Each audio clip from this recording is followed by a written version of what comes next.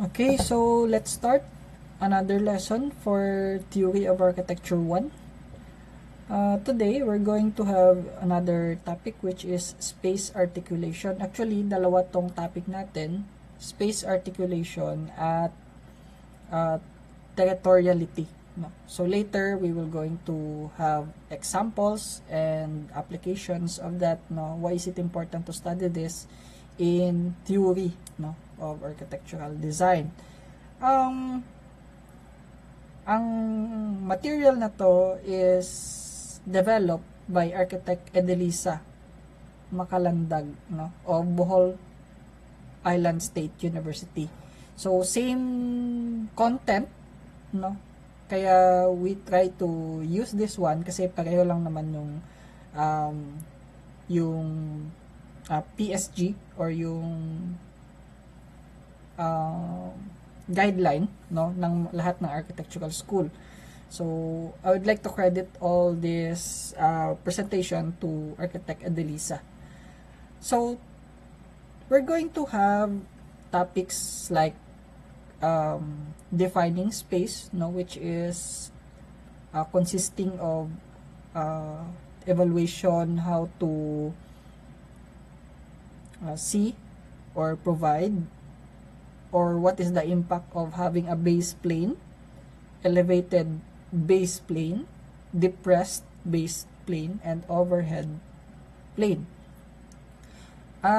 Those horizontal elements have different effects, no, on the users. That's why our brain is telling us subconsciously that there is a distinction of spaces. No? Imagine ninyo if all the spaces inside a building is all flat. Walang hagdan, walang paakyat, walang anything, no? That defines another space from another space, no? It's either a slope, no, or naka-step to make it more distinct, no, from other spaces to the other spaces. No? So this one is the theory of what is the reason behind why we are doing those definition of spaces in our design. So firstly, we're going to talk about base plane. No? A base plane is a horizontal plane. No?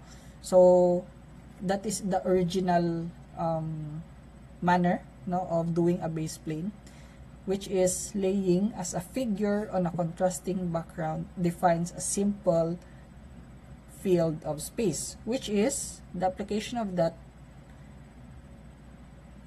is like this, no? So as you can see, in our field of view, no, like for example this one, you can see there's a contrasting element, no, which is your plane and your background. Nasusundan? So there's a distinction of yes. Sir, wala kami nakikita sa ano. Ay, sorry. Alright. Sa discussion, sir. Okay. Sorry, thank you.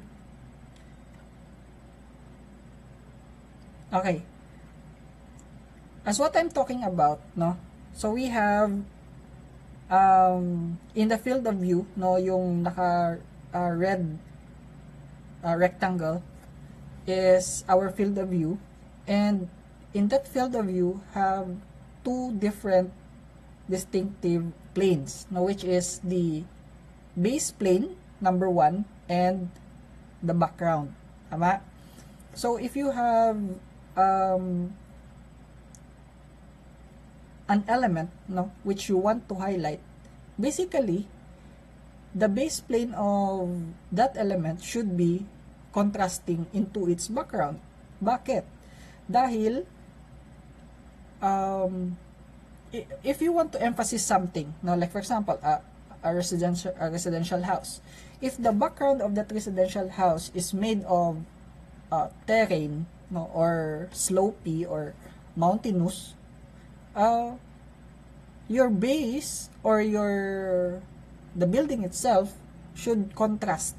Well, like for example, you have to make it more whiter, no, ang mga materials, no, na ginamit like marble or etc. na dapat mag-contrast dun sa kanyang background for you to able to highlight the design of the building.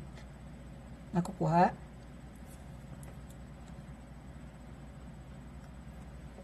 So, here, we have a horizontal plane, no, as seen in the figure, which is this one, horizontal plane. And there must be a perceptible change in color, no? It could be in color, tone, or texture of the subject, no? Rather than its background. So, between its surface and its surrounding area, like for example, this one. So, the background is just a plain white. Now, in order for you to emphasize something in the base plane, you have to make it darker. No, you have to make it other texture, because basically, if you have nothing or a blank space or a white space, it basically ensembles smoothness. Tama? And if you put it something rough on there, it will basically highlight your design or your drawing as well as this one. Diba? So, your base is smooth while your background is rough.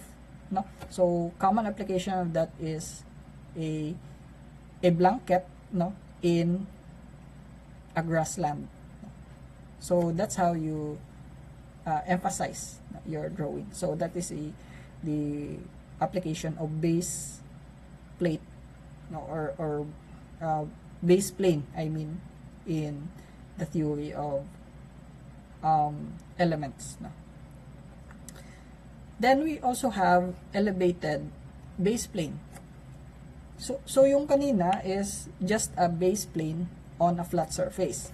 This one is an elevated one, which still a horizontal plane, which is elevated, no. So tandaan nyo ang kanyang keyword na elevated above the ground plane, establishes a vertical surface along its edge and enforce the visual separation between the field and the surrounding ground.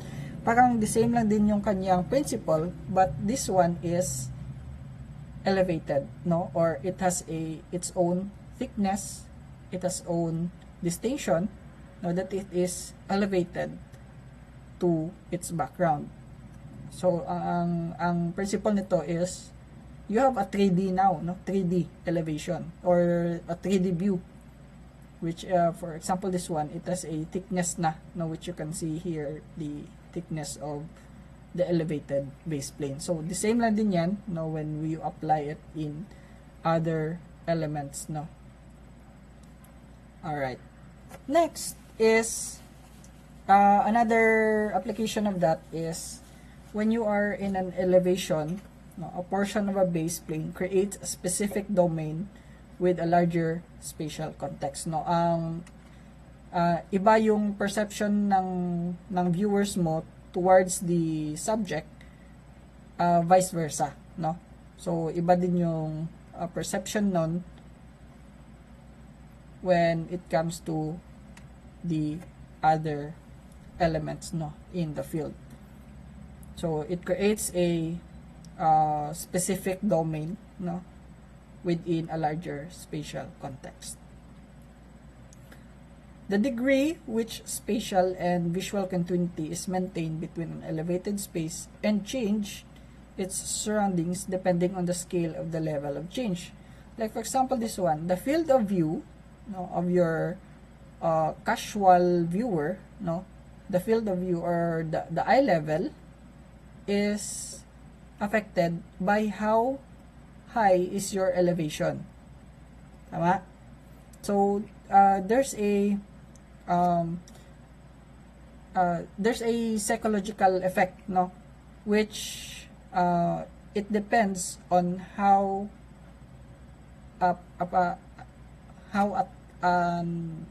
building, no, is being treated through its elevation. We have an example later which we can portray, no, the difference of that.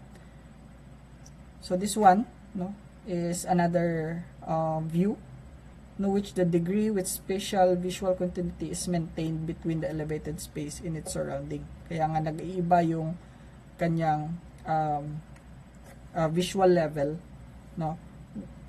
On the first part, no, or the first thing you see is different, no, pag iba din yung elevation ng isang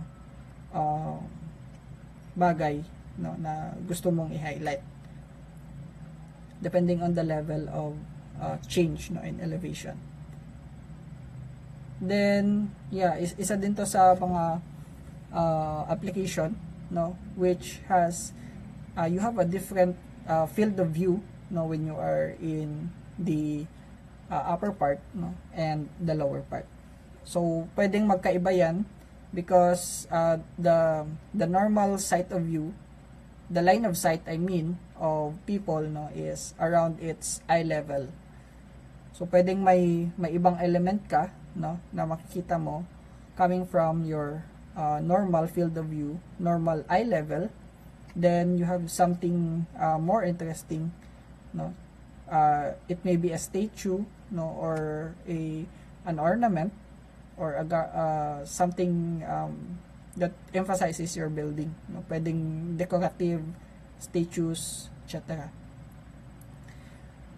Okay, so this is the one that we are trying to point out, no, kanina, sa which is the application of level of elevated base plane, no. So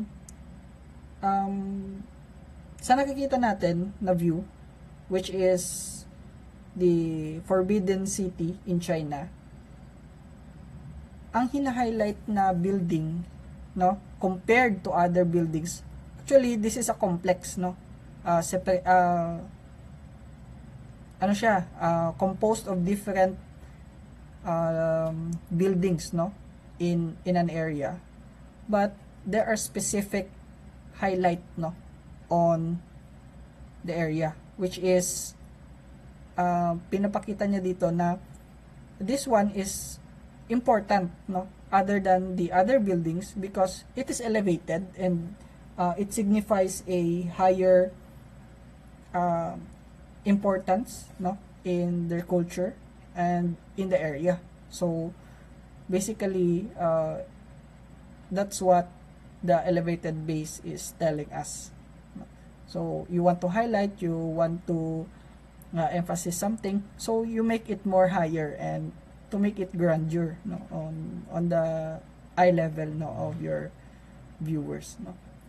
So sa unang pagtingin mo pa lang, so basically your eyes will catch, no, the most highest one, no, not this one, kundi ito.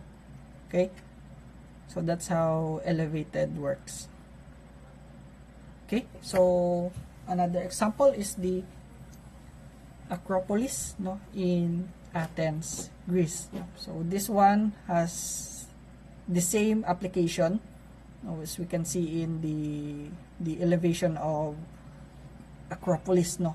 Aside from the other portions of the city, the Acropolis is much higher, no, in terms of elevation to make it more grandeur and an important building among other surrounding buildings. Okay, another example, the Teotihuacan, no, pyramids in Mexico, which ensembles elevated base plane for space articulation and manipulation of the design. Next, we have contradicting, no, to the elevated. We have depressed naman, no. Coming from the word depressed, a horizontal plane that is depressed into the ground, which is on a negative elevation. It means pababa, no, or mas mababa siya to the normal plane of the ground. Okay, it utilizes the vertical surface of the lower area to define a volume of space. Example of that is a portion which is sunken, no, or lowered in the base plane, no, which is a portion that this base is isolated in the space of a larger context, no, nakababa, no. Take for example a swimming pool, no. So yan yung kanyang practical explanation and example in its application. So ano ba ang purpose or ang kanyang psychological effect when you have a depressed field, no? So this can be an interruption, no, interruption. So it basically creates a same, no, application on the elevated, no, because it interrupts, no, the simple and continuous base, no, on the floor, and it remain an integral part in the surrounding area, no, which create a other factor which other than simpleness, okay, and increasing the depression. So it means pag mas mababa siya, the depth weakens its visual relationship with the surrounding space and strengthen naman its definition as distinct volume of space. Mas na-emphasize daw niya ang area pag mas malalim, no, ang kanyang depressed, right? Once the original base plane is above our eye level, the depressed field become a separate or distinct room itself. So yan yung mga principles ng mga basement natin, no, ng mga sunken gardens, yung mga sunken amphitheater, no, which create other options, no, for the people to interact, no, with its surrounding.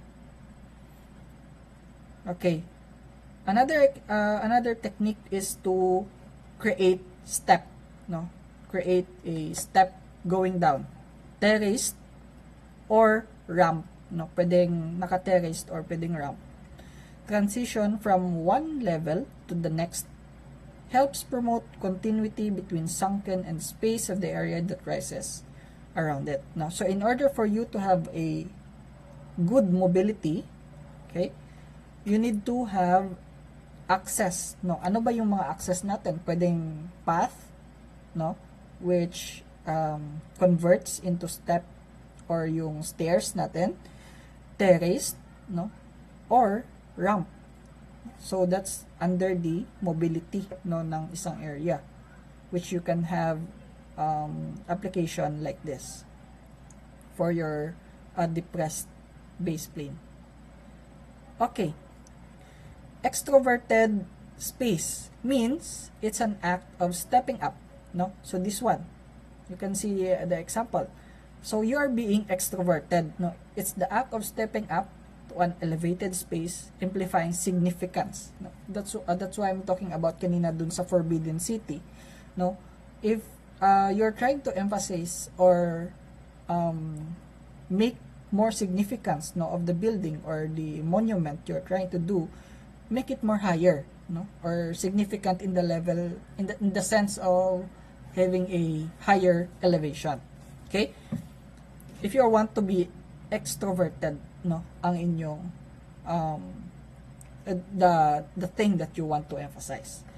Introverted naman if you are lowering a space, no, if you want to be solemn, if you want to be more private, no, more intricate, no, in your surrounding, protective, sheltering quality, you may consider the space to be sunken, no, or to be degraded, no, or mas mababa, no, dun sa base niya. All right, so that is introverted. For example, this one, no, the Rock Center Cafe, no, which is an ice rig palaruan, no, made of ice, Meron ito sa SMOA, tama? So, meron ganyan. So, this one has a depressed or lower portion which everyone can watch, no, in that depressed area, no, of the Rock Center Cafe.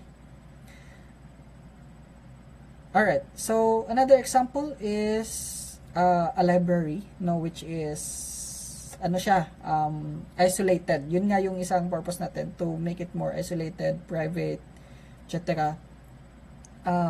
Do it under the base plane, no, or under the ground, to make it more introverted.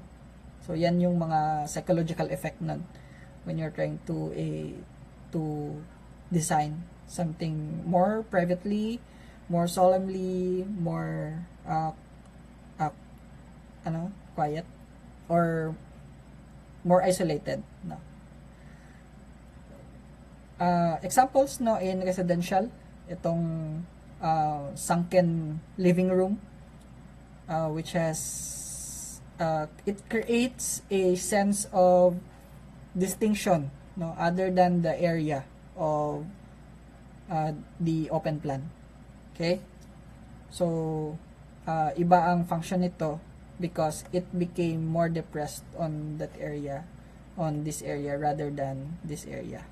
Okay, so yan, sunken living or sunken space inside your residential houses.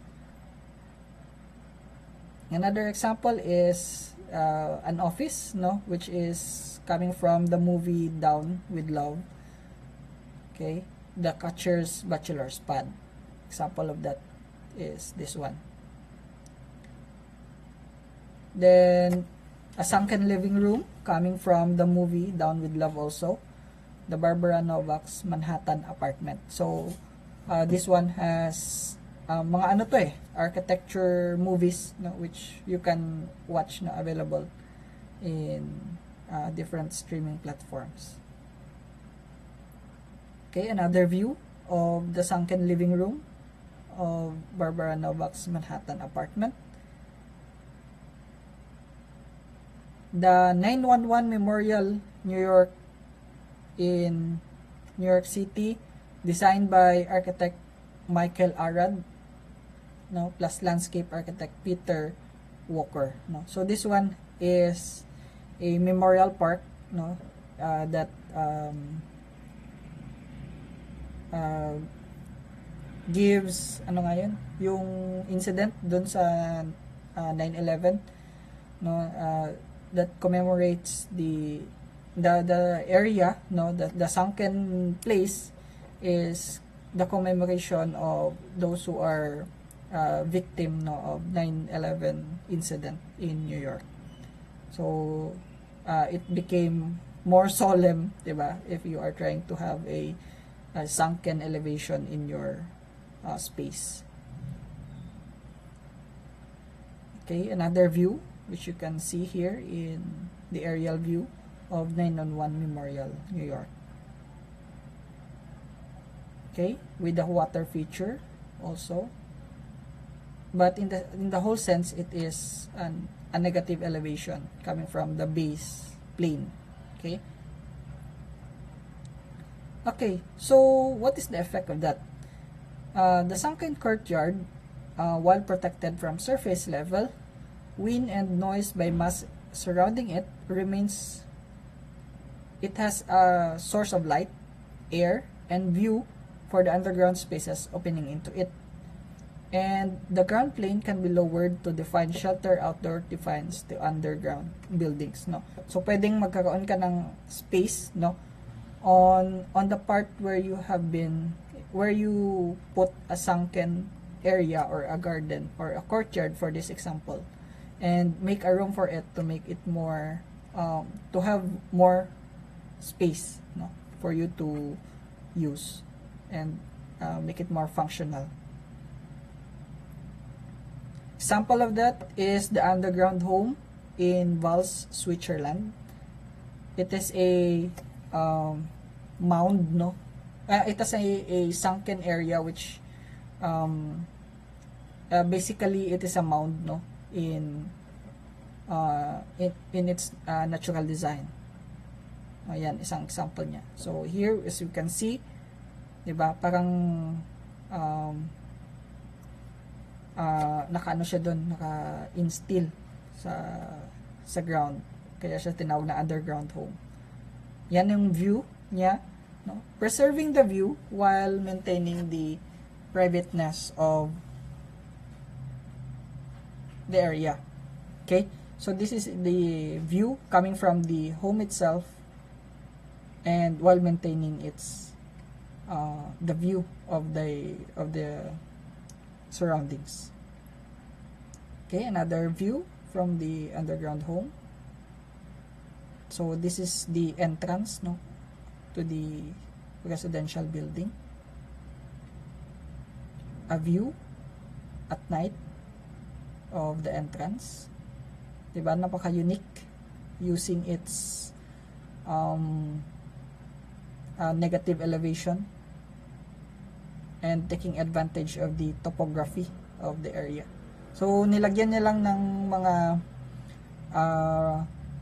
nets, no? Kasi in case na hindi mo alam, no, dumiretso ka dito, well, yung babagsakan mo dito is concrete siguro yung area na to, no? So nilagyan nila ng safety measures, no, in order for the people to have caution, no, in that certain area. Okay, let's continue. Overhead plane. So an overhead plane is located obviously at the overhead, no? So it defines a volume of space between itself and the ground plane. Example of this is your ceiling, no? So it basically creates or defines a field view of space between itself and the ground plane.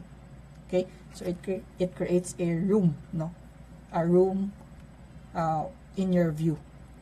The edges of the overhead plane establishes boundaries in this field. Okay, so kung nakikita mo, there's a boundary in its field, no? You basic feeling, no, if you have something in above your head, you have a field, no, boundaries, which is the edges of that. And shape, size, and height above the ground plane determines the formal qualities of a space. An overhead plane has ability to define its discrete volume of space virtually by itself. What's the space in the at the above, no? So it basically creates a replica of itself in the ground floor, no, as you can see in the example. Visual enforcing boundaries of the definition volume of space and overhead plane. So yeah, it creates a space, no, that you can make it defined, no, through the combination of base plane, no, an elevated plane, or a depressed plane, no, or a sunken plane. Okay.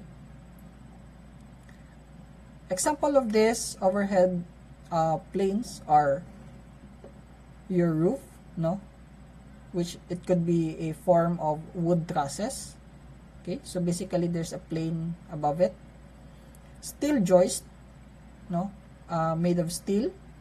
Masonry vault, made of bricks. And tensile fabric.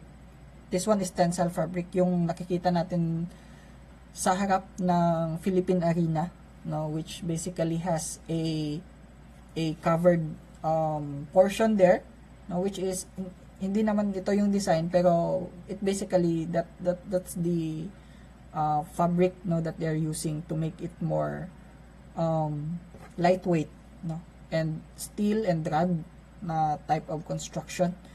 So gamit dyan is tensile fabric, no, which stands more more flexible, no, and durable, no, on a simple versus simple fabrics. Okay. So the ceiling plane of an interior space can reflect the form of the structural system supporting the overhead floor and roof plane. Now, since it is need not to resist any weathering forces nor carry any major loads, the ceiling plane can also be detached from floor to roof plane and becomes visually active element in space. The ceiling can be manipulated to define the articulated zones with the space within the room, and it can be lowered, no, like this one can be lowered to alter the scale of place, define the path of movement through it, or allow natural light, no, like for example this one coming from your sun.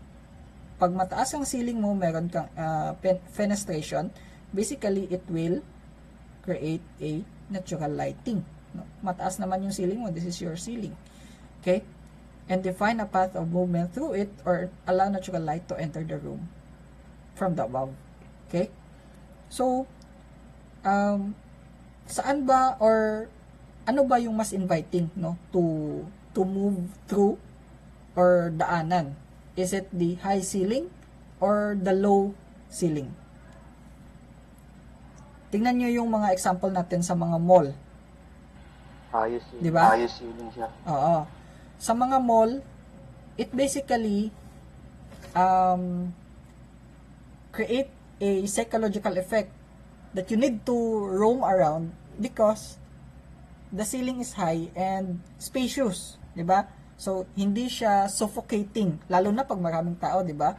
Pag mataas yung ceiling mo, kahit marami pang tao, hindi siya, hindi ka mag-aalangan na pumunta sa isang lugar kung very spacious, no, ang psychological effect in your feeling, no. So, yun ang effect nun when you are trying to design a more inviting, no, na space. If you're gusto mo naman na much more isolated or much more quieter, no, syempre you could make it have a lower ceiling, no, for the bedrooms, for the library, no, para mas concentrated, wala kang masyadong distraction. Okay? So, yan. The form, the color, the texture, and the pattern of the ceiling can be manipulated as well to improve the quality of light and sound. Kasi nga, ang sound and light waves travel at the different wavelengths. Tama? So, sound can be reflected, bounces, or absorbed. No? So, the different shapes, no, can have different effect, no, on the user itself. Kunyari, you have a speaker, no, sound source. So pag nag-bounce yan on your ceiling, it has different effect, no, on the reverberation, on the intensity, no, on the different angles, no, where you are sitting, because ceiling design, texture, and form and pattern has something to do with sound waves and also lighting, no. So may tinatawag tayong direct lighting, indirect lighting, ambience lighting, spotlight, di ba? So ceilings have effect, no, on sound and lighting. It is being manipulated, no? So yan yung ginagawa ng mga sound engineers, ng mga lighting engineers, no, to improve quality of light and sound within a space. Alright, we have an example here, no, a terminal, airport, TWA terminal by architect Eero Saarinen in New York in 1962. So this one is an airport, no, which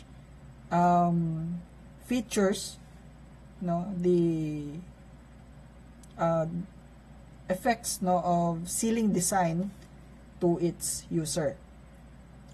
It is built no represents a new idea in 20th century architecture, and yet we are willing to strangle it by enclosing it within another building. Yan yung sinabi ni Philip Johnson, no? Imagine imagine tying a bird's wings up while this will make the building invisible. If you're going to strangle a building to death, you might as well tear it down, no? So kahit ako hindi ko masyadong maintindihan yung gustong ibig sabihin ni Philip Johnson na to, it's more like a criticism part no where you are trying to construct your comments no in your sa kapwa mo architect no in order for you to have a more design comments no, on their own designs. So maybe this one is a sarcasm siguro to kay Eero Saarinen, no? Comment coming from Philip Johnson about the design on the TWA terminal at New York. Okay, another view of the airport on the aerial view, which we can see a different articulation of spaces from the entrance to the departure and to the arrival, no? So this one is the arrival part, no, and the departure also. I think that the departure is on the second floor and the arrival is on the ground floor. So this one is the this portion is the entrance, the administration siguro, and ticketing, and the pre-departure no things. Another example is we have the Olympia Stadium in Munich, Germany. This one is using the tensile no structure.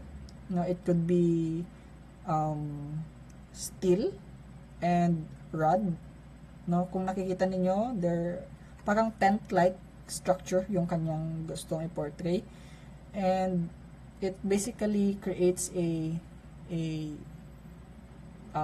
different texture no on its ceilings, because the topic natin is about the ceiling articulation, diba, of spaces. So it's the one example no which hindi lang lahat ng ceiling is plain no or flat. So yan yung mga example natin how to manipulate the ceiling to depending on the design and the usage of the building. Okay, another example no ceiling manipulation by Frank Gehry in his design of the Disney Concert Hall. Okay? So it has something to do with the sound and the lighting, no? So yung nakikita natin how it became how he manipulated, no? If a distribution of sound, no? So if the sound is coming from here, so everybody can hear, no, the direct sound coming from the orchestra, no? And some part of it baka mag-bounce back pa dito. So we can fully understand it if we can see it in may ano sila may equipments no na ginagamit how to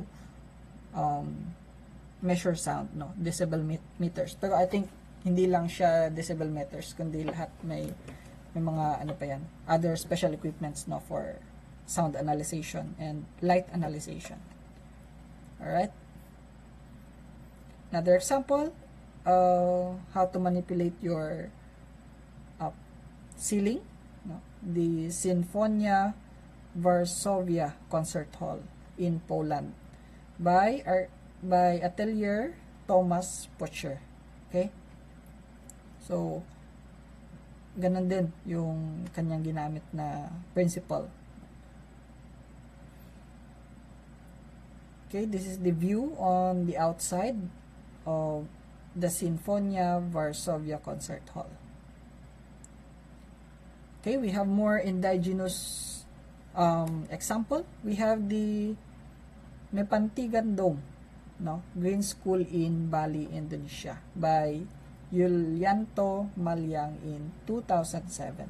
So this one is using indigenous materials, bamboos, no, coming from its surrounding, that manipulates, no, also the ceiling and space articulation inside the building. Another view of the Mepantigan Dome in Bali, Indonesia. Alright, so additional topic, territoriality. It refers, no, territoriality refers to the space, no, of an individual. Tawag natin doon is proxemics. Okay? Proxemics has a different range. For to be specific, we have the intimate space, which is you can measure it coming from your physical body up to 0.5 meters, no? That is your intimate space. While your personal space naman, you can measure it coming from your body to 1.2, that is your personal space. Then, from your body, measuring at 3 meters, that is your social space naman, no? So, what are the functions of this? How did we identify this? This one is, firstly pala, we identify proxemics as the study of measurable distances between people as they interact, no? So there's an invisible line, no, where you allow or don't allow someone to be in that circle, no, in that space. Why is that? It's because intimate space has something to do with emotions, no? You let intimate people, no, like close friends, partners, parents, anyone, no, that is emotionally close to you, you allow them to enter that zone, that intimate zone of yours, no? That is basically 2 feet away from your body. So that is your intimate space. What if a stranger enters your intimate space? What you will feel? What you will do? So basically, you feel violated, di ba? Or you feel ano nga yun? Yung you feel something has been violated in your personal space or in your intimate space kasi nga hindi naman sila emotionally close to you, no? So individuals have their own or specific barriers, no? Depende na lang din yun sa'yo how you treat them or if you let them, no, enter your intimate space. So same goes with the other proxemics, no, or the spaces from your body, which we have different levels, no, from intimate to personal to social to public. Yung personal, natapos natin sa intimate. Si personal naman is one handshake away, I mean. So that is your personal space. Binibigay mo yan sa mga taong you consider friends, no, or colleagues, no, 'di ba? So you interact with them, but then there's a subconscious space to you that that space is personal and you let them enter it, no, because you need to maybe work with them, no, live together with them, no, etc. No, so that is your personal space. Next is we have social space. No, ito naman is about 2 arm lengths away. So it means yung dalawang arms mo, pag mineasure mo yon, that is your social space. Yan naman ang binibigay mo sa mga people that you don't know well, but you need to interact with them. Okay? Like for example, ano bang mga example natin for a social space? Your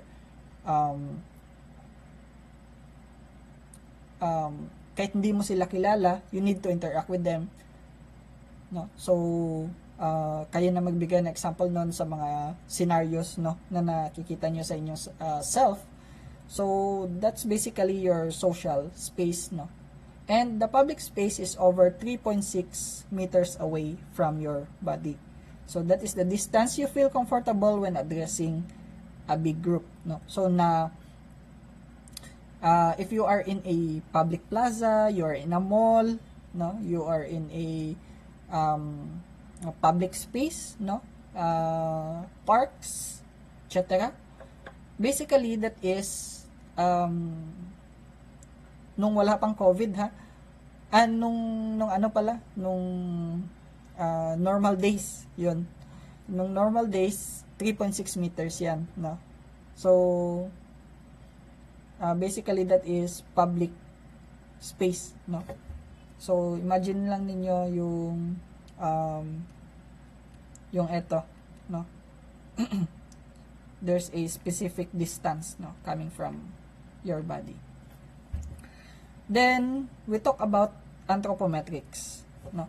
Anthropometrics, you already heard this, no, from your classmates, no, kasi mas nauna sila dun sa mga areas na yon sa topic. So anthropometrics is the measurement of the size and proportion of human body. So it means each and every one of us has its own anthropometrics, kasi nga that is your size, that is your proportion. So nag-iiba yan based on the age, no, the age, the race, no, magkaiba kasi yung Asian anthropometrics kaysa sa Western anthropometrics. Gender, no, so male, female, magkaiba din yan. Ano pa, physical condition, kasi baka merong disabilities yung isang tao, so nag-iiba yung anthropometrics nun. So here is the example, no, how to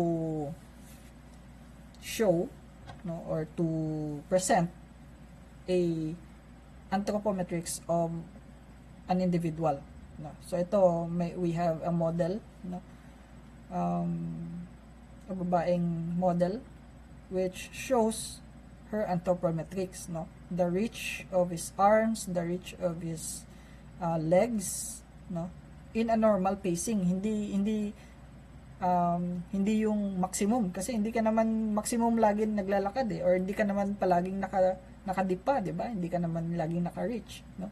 So in your natural position. All right? That is anthropometrics.